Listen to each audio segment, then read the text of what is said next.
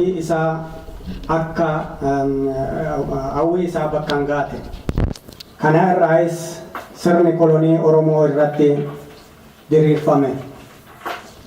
Abbaan biyyummaa Oromoo hafee biyyi isaa irratti halaguume. Qabeenya Oromoo fi Oromiyaa ajaja alagaa jala gale. Gabroonfattoonni uummata Oromoo cabsuun olaantummaa fi sirna kolonii Oromiyaa fi Oromoo irratti diriirsuuf milkaa'aniyyuu uummatni Oromoo gabrummaa irratti fe'ame fudhatee tole jedhee jalatti hin bulle. Walabummaa fi bilisummaa uummataa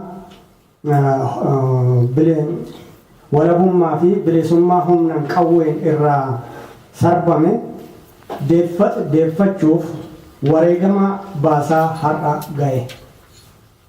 Wareegamni gosa hundaan baasaa jirus uummata Oromoo irraa kan dhaabbatu guyyaa mirgi isaa guutummaatti dhugoomee dhimma isaa irratti murteessaa ta'e qofa.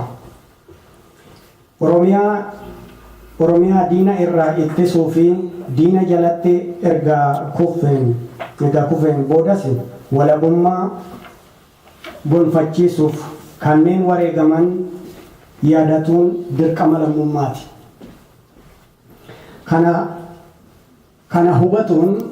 Kana hubatuun ture addi bilisummaa Oromoo eebila 15 guyyaa yaadannoo gootota haqa uummata Oromootiif jecha lubbuu isaanii bakka bu'aa hin qabne baasan ittiin yaadatu akka ta'u kan murteesse. Guyyaa gootota miseensota adda bilisummaa Oromoo qofaan eegale kun har'a kan uummata Oromoo maraa ta'uun hubatame biyya keessa fi alatti kabajama. Kunis qabsaa'ota qabsootti jiran hamelchiise jechuun onnachiise. Kaanis qabsootti akka makamanii fi gumaacha qabsoo adda addaa akka gumaachan taasisa. Kanatti dabalees ilmaan Oromoo bilisummaa saba isaaniitiif jecha yeroo fi bakkoota adda addaatti kufan galmee seenaa fi onnee uummata Oromoo onnee uummataa isaanii keessatti akka galmaa'an taasise. Bara 2015 kanas guyyaa gootota wareegamtoota keenyaa ogguu yaadannu gootota Oromoo hin gabroomnu jechuun sirna gabrummaa gara jabinaan diriirsuuf socho'u dura osoo dhaabbatanii kufan kanneen uummatni Oromoo gabroomuu hin malle jechuun sirna kolonii osoo lolanii wareegaman gootota uummanni Oromoo akkuma uummata kamuu walabummaa fi bilisummaa qabaachuu qaba jechuun mirga uummata Oromoof osoo falmanii kufan ittiin yaadanna. Guyyaa kana eebila 15 dhuma dhaamsa gootonni Oromoo nuuf dhaaman yaadatna. Akeeka walabummaa irratti cichuudhaan qabsoo bilisummaa galmaan ga'uuf murannoon qabsoo itti fufuuf waadaa keenya haaromsuun kabajna. Guyyaa akeeka haqaa irratti hundaa'uun Oromummaadhaan caalatti of ijaaruu fi tokkummaa saba keenyaa tiksuuf cimsuuf waadaa itti seennudha. Guyyaa kana dandeettii keenya keessa jiru of qusii tokko malee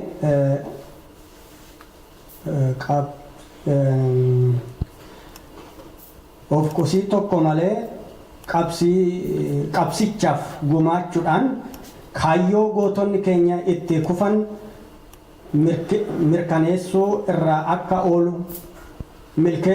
akka oolu taasisuun jaalalaa fi kabaja gootota keenyaaf qabnu ittiin agarsiisudha. Guyyaa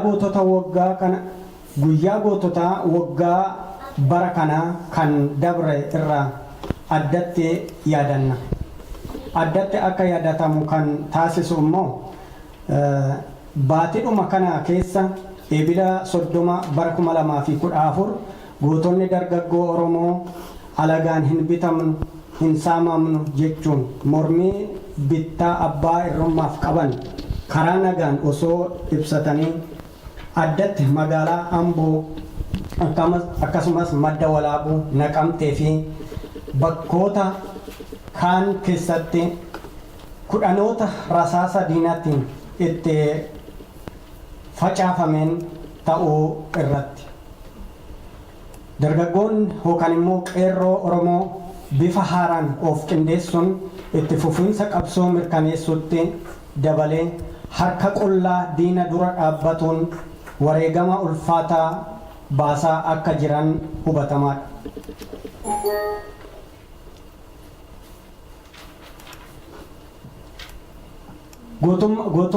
Gootummaan dura dhaabbatanii rasaasa diinaan qoma rukutamaa jiran sochii farra kolonii fi sirna cunqursaa irratti godhanis dargaggoo impaayera Itoophiyaaf qofa osoo hin taane kanneen birootifis fakkeenya ta'aa jiran.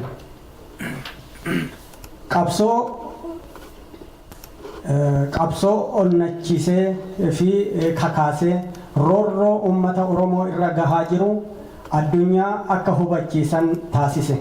Addatti biyyoota alaa keessatti dhumiinsa dargaggoo Oromoo irra gahe addunyaa hubachiisuuf tarkaanfiin waggaa darbe keessaa fudhatame adda bilisummaa Oromoon ni dinqisiifatama. Jabaatee akka itti fufus hiree kanaan yaadachiisa. Karaa danda'ame hundaanis uummatni keenya sochii dargaggoo fi uummata Oromoo bira akka dhaabbatu dabalataan waamicha isaa dabarsa. Har'a uummatni Oromoo miidhaa daangaa dabarte ofirraa dhaabuudhaan ofirraa dhaabuu kan danda'u qabsoo qofaan ta'uu hubatee bakkaayyuutii diina sardaa jira.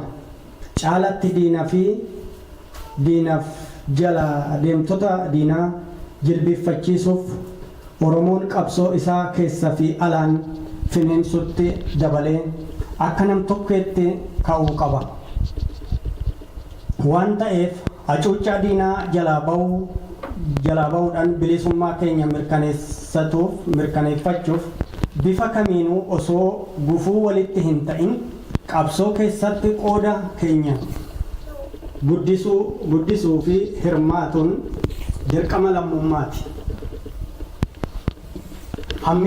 Hammeenyi gabroomsaan raawwataa jiru hangamuu jabaatuu fi heddummaatu qabsoon kan irraa aannu ta'uu hubatuun qabsoon itti jirru haa finiinsinu. Murteessaan qabsoo haqaa deeggarsa uummatootaa gabbate malee heddummina rasaasaa fi waraanatii miti. Yeroo ammaa kana uummatni Oromoo yeroo kamiyyuu caalatti dammaqee fi mirga isaa hubatee bal'inaan falmiitti seenuun diina hirriba dhorkee jira. Diinni uummata keenya yaada tokkoon qabsoo isaa bakka bakkatti finiinsuu irratti murannoo agarsiisaa jiruun baaragee gurmuu Oromoo laaffisuuf mala abbootii hirree fi bittootii fayyadamaa ture haaromfatee olii fi gadi cehaa akka jirus ifatti mul'ata. Tokkummaa uummataa tooftaa garagaraan diigee wal dura dhaabuudhaaf lammiilee Oromoo fi kanneen biroo afaan Oromoo dubbatan aangoo bututtuu fi dantaan ofitti qabee Oromoo ittiin hawwatuu kajeela. Kana hubatuun akeeka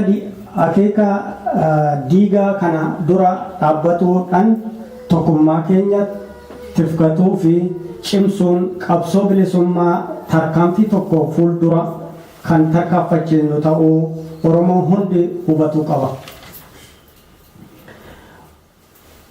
gama kaaniin wayita ammaa kana mootummaan wayyaanee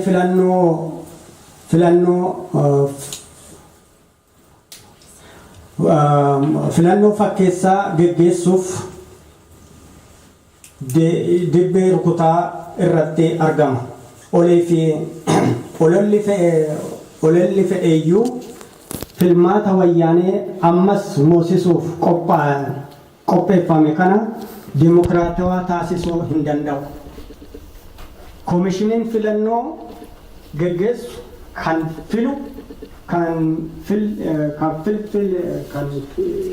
kan filsiisu wayyaanee ta'uu wallaalaa jalaayyoo kan dhokatu miti.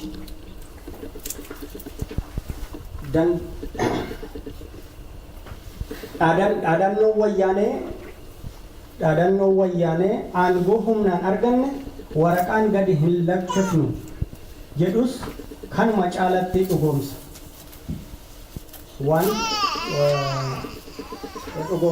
Waan ta'eef uummatni Oromoo addatti ammoo dargaggoon filannoo dabaan guutamee fi farra Oromoo ta'e kana lagatuun qabsoo bilisummaa irratti akka xiyyeeffatan addi bilisummaa Oromoo hubachiisa. Filannoon afarfamaa jiru impaayera malaammaltummaa cunqursaa fi saaminsa irratti ijaaramte tiksuu fi jiraachisuuf jecha abbootii irree sooressuu kan akeekatedha. Maayii irratti dhugaan mul'ataan jiru mootummaan Itoophiyaa sagalee uummataa kan hin kabajne filmaata dimokiraatawaan aangoo dabarsee kennuu kan fedhii hin qabne ta'uu agarsiisa. Humnaan waan aangootti ol ba'eef sagalee uummataa aangoo gadhiisifannaan abjuudha. Kanaaf falli jiru murna humnaan aangootti cichaa jiru humnaan falmatuu qofa. Kanaaf ammoo ijaaramuudhaan humna ta'anii argamuu feesisa. Humna ta'an malee dhageettiin hin argamu. Haqni uummataas bakka argatuu danda'a jedhanii yaaduun dogongora. Kadhaa fi sossobbiin umrii bittaa cunqursitootaa dheeressuuf yoo ta'e malee uummataaf mirga hin agarsiisu. Kanaaf uummatni Oromoo waliigala diddaa itti jiru jabeeffatuudhaan gumaa wareegamtoota bilisummaan baasuu qabu. Wareegamtoonni keenya bara baraan yaadataman injifannoon uummata Oromoof adda bilisummaa Oromoo bara 2015. Galatooma waan dhaggeeffattaniif